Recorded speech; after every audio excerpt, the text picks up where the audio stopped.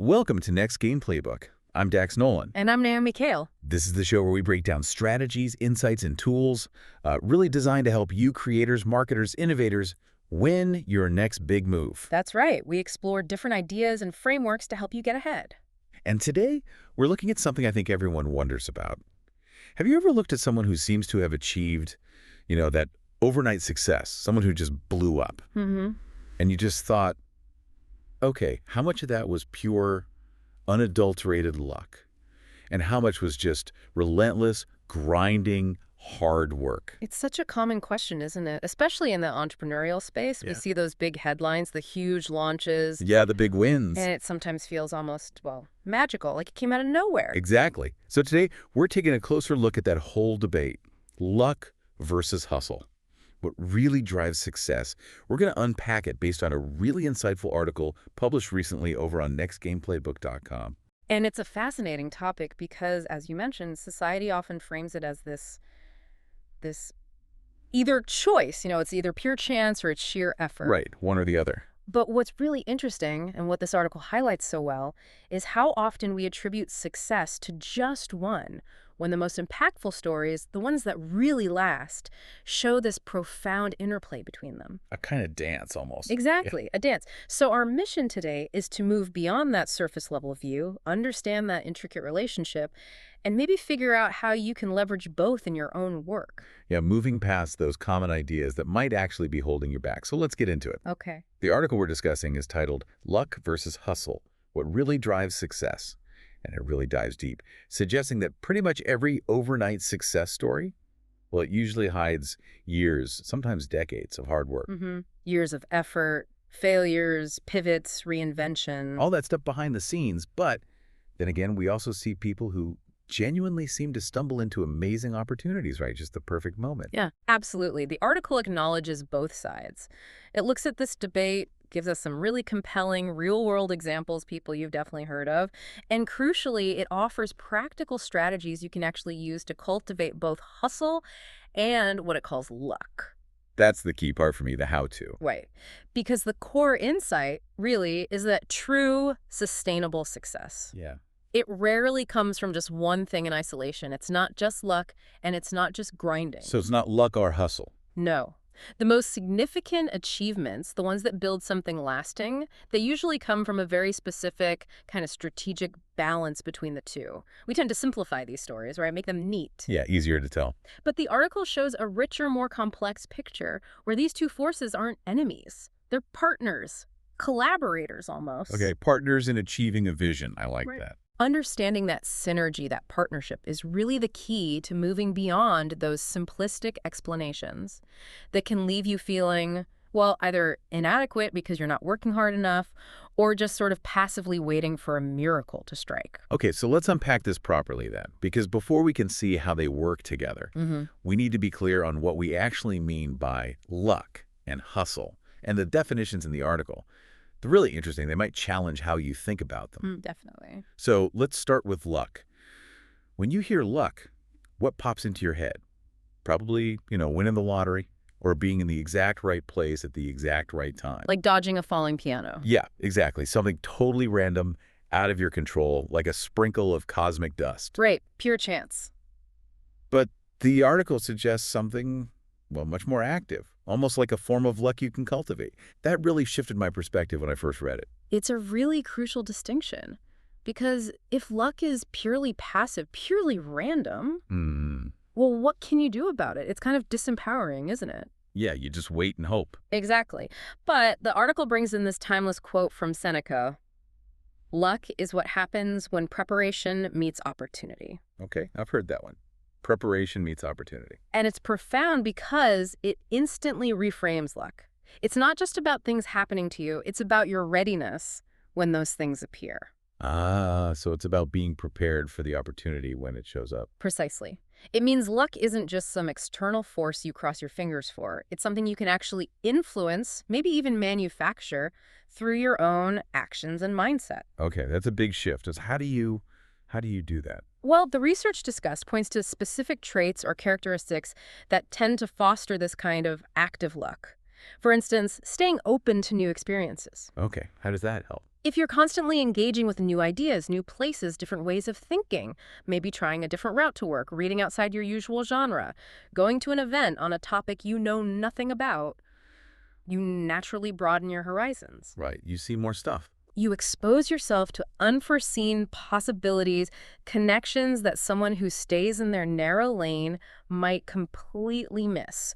You're essentially increasing your surface area for opportunities to land, like casting a wider net, you know? Makes sense. More chances for something unexpected to get caught. What else? Another big one is building strong social networks. And importantly, this isn't just about having thousands of followers online. Right, not just quantity. No, it's about the quality and, crucially, the diversity of your connections. Mm. The article mentions the power of weak ties. Weak ties, what are those? Those are the connections outside your immediate close circle. People you don't see all the time, maybe more casual acquaintances. Your close friends, your strong ties, they're great for support, but they often know the same things you do. It's like an echo chamber. Okay, yeah. Weak ties, though, they act like bridges. Bridges to completely different islands of information, different industries, new perspectives that your inner circle might never encounter. So they bring in fresh information? Exactly. So deliberately cultivating a diverse network, even with people you only connect with occasionally, is a direct way to generate what the article calls luck from motion and luck from awareness. You're literally building more pathways for unexpected opportunities and info to reach you. That's interesting. So it's not just about who you know, but the variety of who you know. Precisely. Then there's bouncing back from setbacks, resilience. Okay, grit. It's more than just surviving failure, though. It's about actively extracting lessons from it, adapting. Sometimes a path closes, and that setback actually forces you to find a new route, maybe one that's even better than the original. So failure isn't the end, it's a detour. Potentially a very advantageous detour. That process of trying, failing, learning, adapting, it can inadvertently lead you to unexpected advantages. You transform seeming bad luck into a catalyst for a potentially lucky new direction, like a failed experiment leading to a whole new discovery. Right, okay. And the last one. The last trait is spotting opportunities others overlook. Okay, how does that work? Is it just intuition? Not exactly magic, no. It connects more to pattern recognition, critical thinking, and having a prepared mind. Why does one person see a potential business where someone else just sees, I don't know, an inconvenience? Yeah, like the classic problem solution thing. Often it's because they have the background knowledge or the analytical framework or maybe just the curiosity to look deeper. Their mind is primed to connect the dots, to see potential where it isn't obvious. They ask, what else could this be? Or what problem does this really solve? So it's like their antennae are just tuned differently. They're actively scanning for signals. Others might just ignore as noise. I think about walking through a market. One person sees stuff for sale, another sees a gap in the supply chain. Exactly that. It shifts luck from being passive to being incredibly active. And Christopher Lascelles, mentioned in the article, breaks this down even further into 4 distinct categories of luck, which I think is super helpful. Okay, 4 types. Let's hear them. First, there's blind luck. This is the stuff you truly can't control. Where you're born, your socioeconomic background, genetics, natural disasters. Right, the circumstances you're dealt. Exactly. The key insight here is that acknowledging it fosters humility. You can't control being born into privilege, for example, but your response to that blind luck, how you use those advantages, that's where hustle comes in.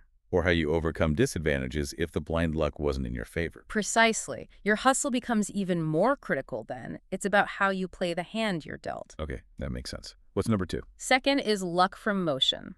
This is luck that arises simply from being active, from doing things. It's the simplest way to create luck. Just by being busy. Not just busy, but active in exploring, trying more things, having more conversations, attending more events. It's like casting that net again. The more you do, the more chances you have for something good to happen purely through volume of engagement. It's the law of large numbers applied to opportunity. Got it. More action, more potential lucky encounters. Number 3. Third is luck from awareness. This builds on motion. It's not enough to just be active. You have to recognize the opportunity when it appears. So noticing the fish in the net. Exactly. Perception and preparedness.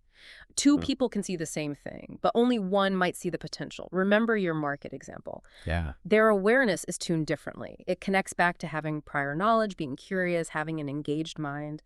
They can connect the dots others miss. It's about seeing the signal through the noise. Okay, so motion puts you in the path. Awareness lets you see it. What's the last one? Finally, number 4 is luck from effort.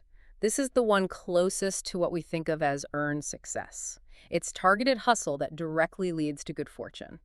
How is that luck then? Isn't that just effort paying off? It's where the effort itself actively generates its own fortune.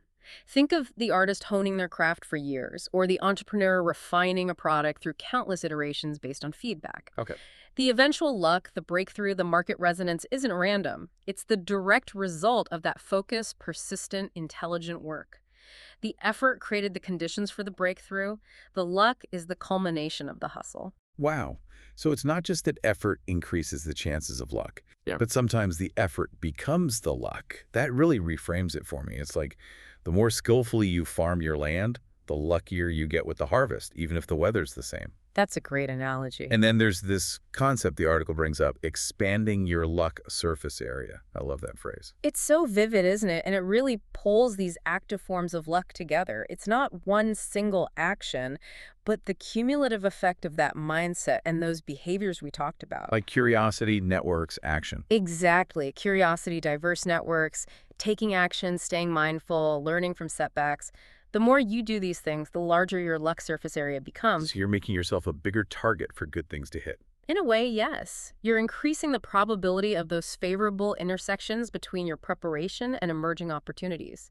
You're laying out more welcome mats for serendipity. So, the takeaway for you listening is that luck isn't just random. It's something you can actively cultivate. You can increase your chances. That's a really powerful shift.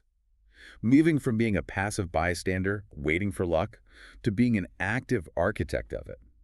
Okay, but luck, even this active kind, isn't the whole picture, is it? Not at all. Because then we have hustle. And when I hear hustle, my mind still jumps to, late nights, early mornings, the grind, just sheer brute force effort. The classic image, yeah. Burning the candle at both ends. But the article presents a definition that's, well, much smarter than just counting hours. It feels more strategic, more precise. Absolutely. The article is clear. True entrepreneurial hustle is way beyond just being busy or logging hours. It's about persistence, yes, but also adaptability and resourcefulness. Yeah. It distinguishes busy work from strategic hustle. Okay, strategic hustle. What does that look like? Well, it highlights key traits of these hustler entrepreneurs. First, they stay resilient in the face of rejection. That sounds crucial. It is. It requires real psychological fortitude. Rejection is inevitable from investors, customers, partners. A strategic hustler doesn't let no stop them. They learn from it. Yeah. Adapt, persist. They see rejection as data, not a personal failure. Okay, learn from no. What else? Second, they work smart, not just hard. This is vital. It's about efficiency, planning, prioritization. Are you building the right thing? Or just filling time? Yeah, focusing on impact. Exactly. Focusing energy on what actually moves the needle towards your vision. It requires clarity and discipline to avoid distractions. Makes sense. Don't just be busy, be productive. Third, they adapt and pivot with market shifts. The world changes constantly, right? Technology, trends, competitors. Always something new. Strategic hustle isn't rigid. It's flexible. It's about being agile, responsive, willing to change course when the data or the market demands it. That adaptability is key to survival and growth.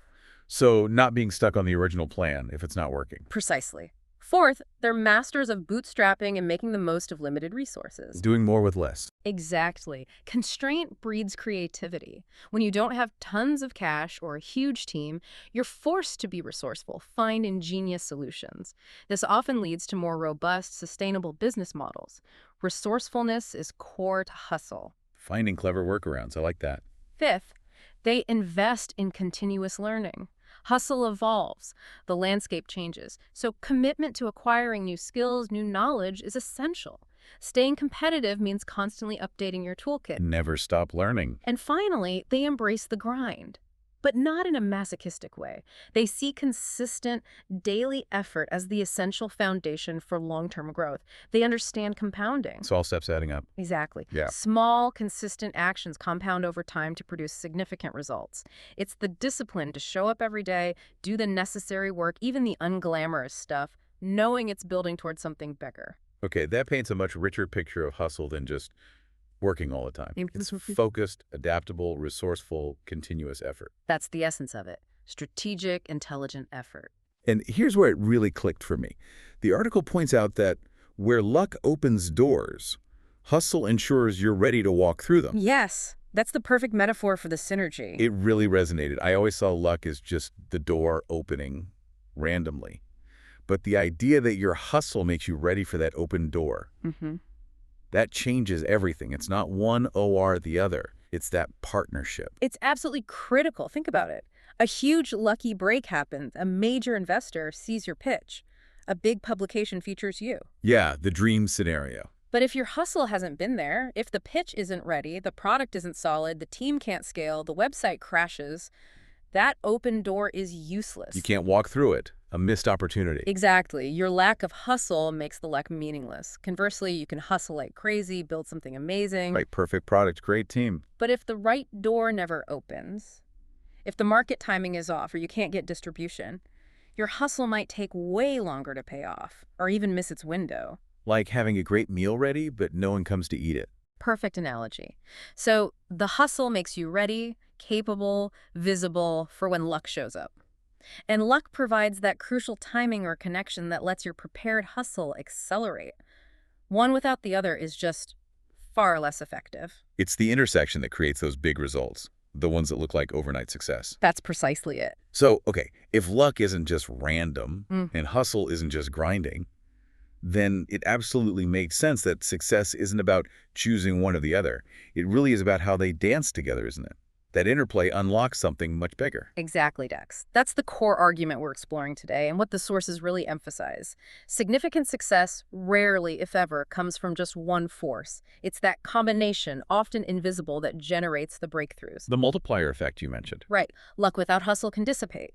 Hustle without luck can be a much longer, harder road. It's the synergy that creates that exponential growth. So how does that synergy work, practically speaking? Well, the article suggests thinking about it this way. Luck provides tailwinds. Those serendipitous moments that accelerate your progress. It's like a boost. Yeah, exactly. A chance meeting, a market trend that suddenly favors you, a viral post you didn't plan, a key piece of advice. These things reduce friction, push you forward faster than you could on your own.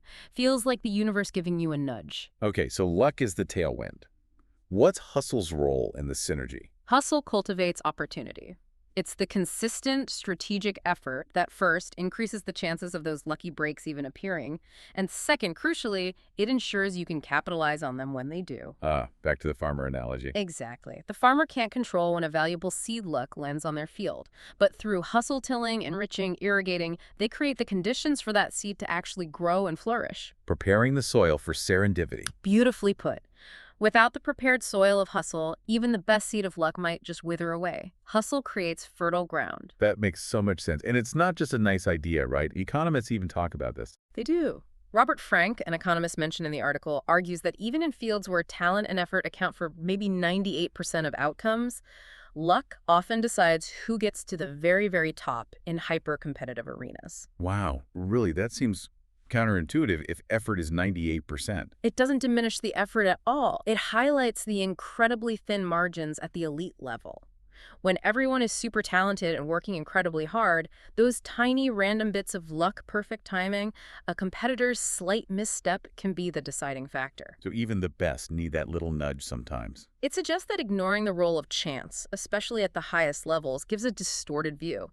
Even with maximum hustle, a bit of tailwind can make the final difference. Okay, so acknowledging this interplay, Yeah. what does that actually do for us, for someone listening? That's a great question. The article suggests two key benefits.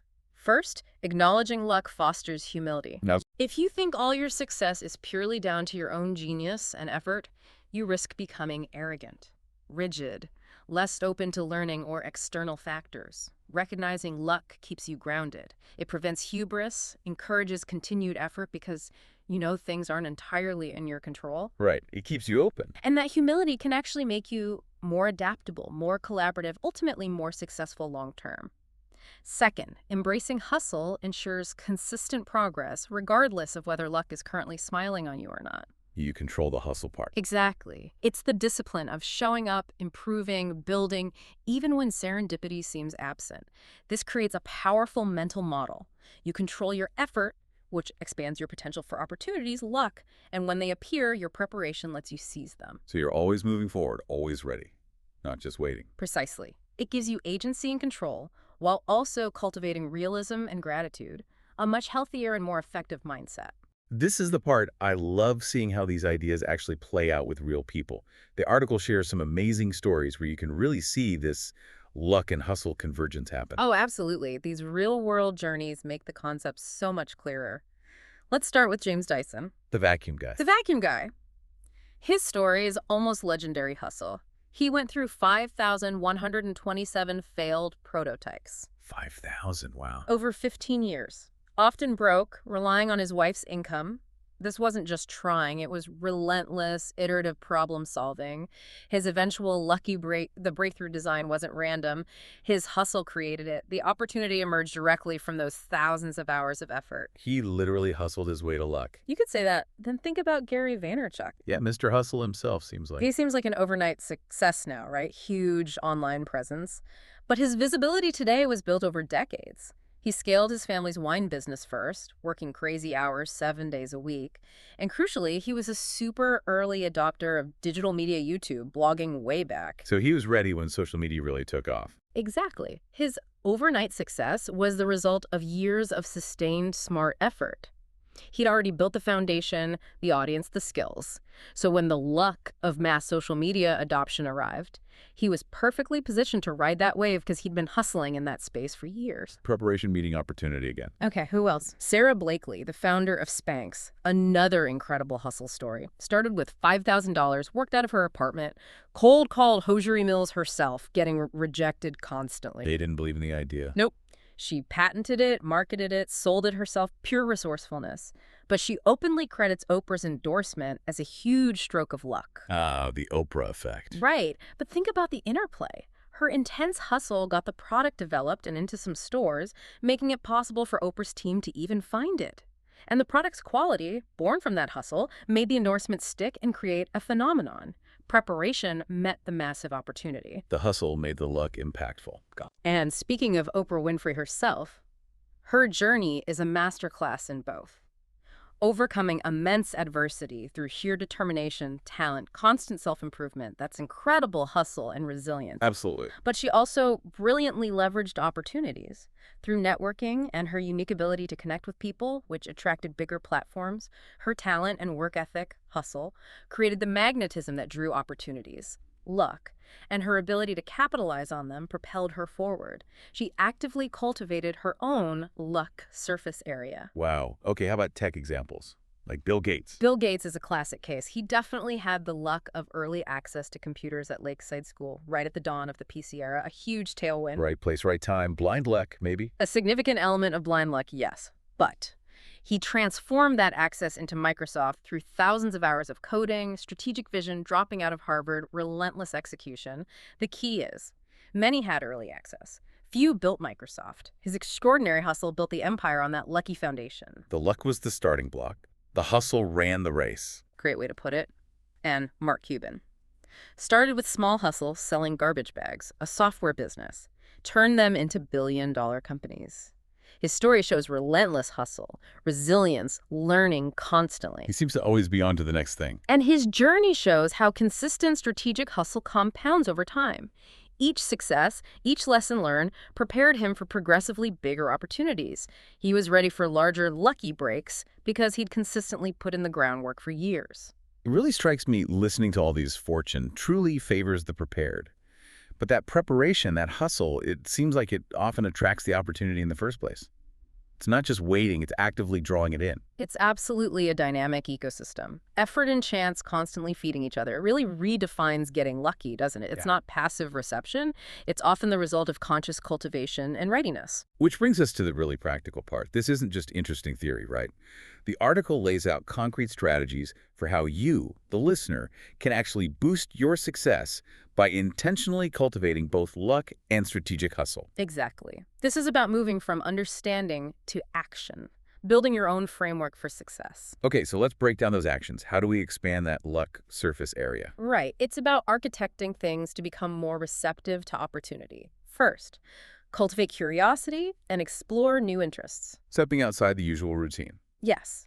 Engage with diverse fields, even seemingly unrelated ones. Read widely, attend different kinds of events, talk to people outside your industry. This cross-pollination sparks unexpected connections and insights. You give your brain more dots to connect, increasing awareness luck. Makes sense. Broaden your inputs. What's next? Second, build diverse relationships and communities. Again, quality and diversity over just quantity. Engage genuinely, listen deeply. Those weak ties again. Exactly. They open up new channels for luck from motion and awareness. Seek out people who challenge your thinking, not just agree with you. These diverse connections are pipelines for unexpected opportunities. Get different perspectives. Okay. Third, take action, even on small ideas. Don't wait for the perfect plan. Start small, launch an MVP, have the conversation, create momentum. Generate that luck from motion. Precisely. Doing often leads to unforeseen paths, new feedback, new connections. Motion creates opportunity. Just start. Got it. Fourth, stay mindful and open to serendipity. Be present. Pay attention. In our busy world, it's easy to miss subtle cues. Mindfulness helps you notice those accidental encounters or casual remarks that might hold a key insight. Tuning in that antenna we talked about. Exactly. Filtering for possibility in the everyday. And fifth, turn setbacks into learning opportunities. Don't just survive failures. Dissect them. What went wrong? What can you learn? Find the hidden lesson. Right. Every failure contains data. Analyzing it might reveal a new market gap, a better approach, an alternative solution you wouldn't have found otherwise. It fuels luck from effort and awareness by refining your path. So it really is about actively putting yourself in the path of good things.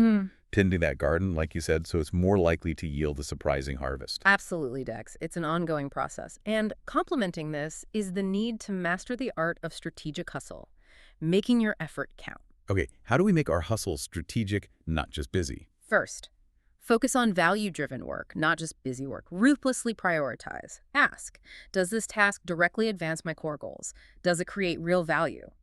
Or is it just filling time? Saying no to the low-impact stuff. Exactly. Freeing up energy for what truly matters. Second, build leverage. Move beyond just doing everything yourself. From solo operator to manager to entrepreneur. Learn to delegate, empower others, build systems. Scale your impact without burning yourself out. Build a sustainable machine, not just run on a treadmill. work smarter to scale. Makes sense. Third, learn continuously and seek mentorship. The landscape always changes. Keep acquiring skills and leverage the wisdom of those who've been there. Mentors offer shortcuts, help avoid pitfalls. It makes your hustle exponentially more effective. Invest in your own knowledge. Got it. Fourth, prioritize consistency over intensity. Steady, sustained effort usually beats sporadic, intense bursts long-term. Think daily workouts versus occasional marathons. The power of compounding. Exactly. It builds strength, habit, and progress more sustainably. Avoid burnout. Make your hustle endure. Right. It's a marathon, not a sprint, usually. Often, yes. Yeah. And finally, reinvest profits and time into growth, not just lifestyle inflation. Discipline is key here. Don't just spend the first bit of success. Right. Strategic hustlers reinvest early wins time, money back into the venture, fueling future growth, developing products, hiring talent. It's about building an empire, not just enjoying a quick win. Delayed gratification for bigger long-term rewards. Wow, okay. So putting those together, you can actually build this engine that both attracts opportunities and makes the most of them when they arrive. Yeah. That's a really powerful combination for anyone trying to make their mark, whether you're a creator, marketer, innovator. It truly is. It's about being deliberate about both chance and effort. So connecting this all together. Yeah, if we look at the bigger picture, it's clear success isn't a coin toss between luck and hustle. It's this profound synergy. Your hustle, the preparation, resilience, strategic action literally creates the conditions for luck to show up. Makes you ready. Put you on luck's radar. Exactly. And when luck does appear, that tailwind, that open door, your hustle is what lets you amplify it, walk through that door, and turn a fleeting moment into a real lasting advantage. That's a fantastic way to think about it. Which leads to a question for everyone listening. As you go about your week building, creating, maybe facing a challenge, maybe celebrating a small win, what's one thing you'll do this week to intentionally expand your luck surface area? Maybe explore something new. Reach out to someone different. Take one small, unplanned action. That's a great challenge. And at the same time, what's one piece of strategic hustle you'll commit to? Knowing that it's not just grinding, but it's paving the way, preparing the soil for your next big opportunity, making you ready. Thinking about how those two forces can work together for you. Exactly. Something to really consider this week. Well, thank you so much for joining us for this exploration today right here on Next Game Playbook. We really enjoy breaking down these strategies and insights to hopefully help you make your next move. Absolutely. There's always more to learn, and understanding these dynamics, like luck and hustle, is just so key to navigating the complexities of building something meaningful. Couldn't agree more. Yeah. And if you found this useful, please do us a quick favor. Like this, share it, subscribe to Next Game Playbook wherever you're listening. YouTube, Apple Podcasts, Spotify. It genuinely helps us reach more creators, marketers, and innovators like you. Yeah, we'd really appreciate that. And definitely head over to our website, nextgameplaybook.com. You can find the original article this discussion was based on, Luck versus Hustle, what really drives success. Read it for yourself. And leave a comment there. We'd love to hear your take on the luck versus hustle dynamic in your own experience. Yeah, absolutely. And while you're on the site, nextgameplaybook.com, you can also subscribe to our newsletter for more insights and strategies sent straight to your inbox. And don't forget to check out our other related content articles, maybe other analyses, all designed to give you tools for your next big move. For sure. So until next time, keep learning, keep hustling strategically, and keep expanding that luck surface area. Keep those opportunities coming your way. Well said. We'll be here for our next exploration together. Thanks for tuning in.